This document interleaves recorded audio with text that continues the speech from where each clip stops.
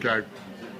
Okay, we're often getting asked a lot of questions through the Twitter feed. We've got some which we're going to try and answer for you guys just now. So the first one from Anthony Hossang.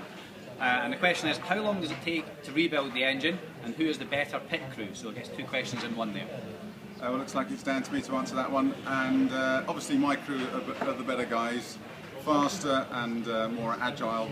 To rebuild an engine, it's engine builders always takes a lot longer than you want, but it's about a week turnaround. Obviously it's got to be completely stripped and put back together with all the new components, but it's around about a week, all things being well. You can put them under a bit of pressure to get a bit quicker, but sometimes it takes a lot longer. Next. Was that down to me next? Yep. Right. This one's for you, Flash, from Martin Bradley. What is your best ever win? Okay, best win, it's... the answer's not on here. I know. You always, I mean, every win's really special, but I guess you always want to say that your best win is going to be your next one, because you always hope that there's plenty more to come. So every one's special in its own different way, but it's always the next one that you're striving to win, and should be the best. Like yours? The one you beat me. Yeah. Right, another one for you here from Alex Chich. What's the story behind number 52? Good old 52. I mean, that was basically just the number that I started off racing in karting, and it was successful then, won the Scottish Championship, and when I moved into racing cars, I just really kept that number all the way through, and it now just, I guess, have become a little bit synonymous with me, that number 52, and the more I can build that brand, it's a little bit like Valentino Rossi's always got 46, and like Red 5 was Nigel Mansell and things like that. So numbers and drivers can become quite kind of synonymous. So for me, 52 is great. Even though I've got number 1 on the car this year, there is still 52 in a couple of little places, just to carry hopefully a little bit of luck with me as the year goes on. And you were telling me you weren't superstitious. I'm not superstitious at all. Somebody comes your number. Right, we've got another question for you from Sophie Flash Webster, but she's not biased at all. Right. Which is your favourite track on the calendar? It is going to be a surprise. And why?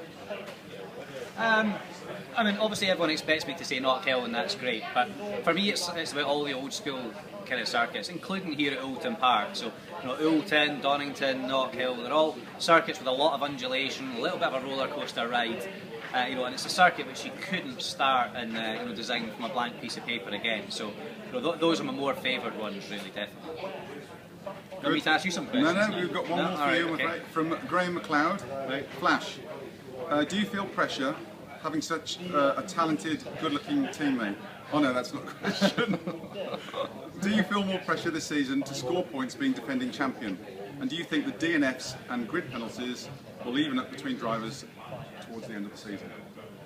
I don't think there's any more pressure. I think in a way it takes the pressure off, because I've managed to obviously win the championship last year, but I'm desperate to try and retain the championship, and it's not been the smoothest of starts to the year, I've got to say, but I guess the positive is that when I've been running and finishing, I have been finishing right at the sharp end of the podium, and I can take a lot of heart from that. But I guess people always say that over the course of a year that the luck will kind of turn itself round. But I guess judging by what I've had so far, hopefully I'll be in for a good second 2/3 of the championship. Right, and the last one is for you to answer. Right. Well, what was your best ever win, going back to Martin Bradley's question a bit earlier? Best of win, obviously, has got to be my first win, which is Donington in '99. First independent team driver to win in 10 years, and scooped 250 grand. It was a real roller coaster of an emotional day.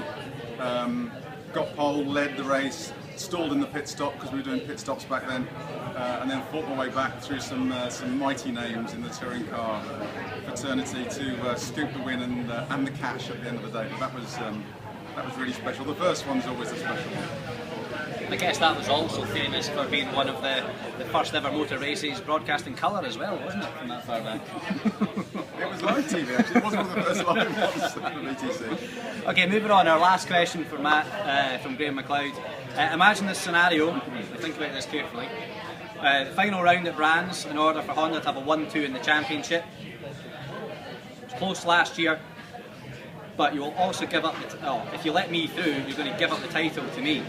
Do you take the win, or do you let me through to ensure a successive 1-2 at the end of the season for the team?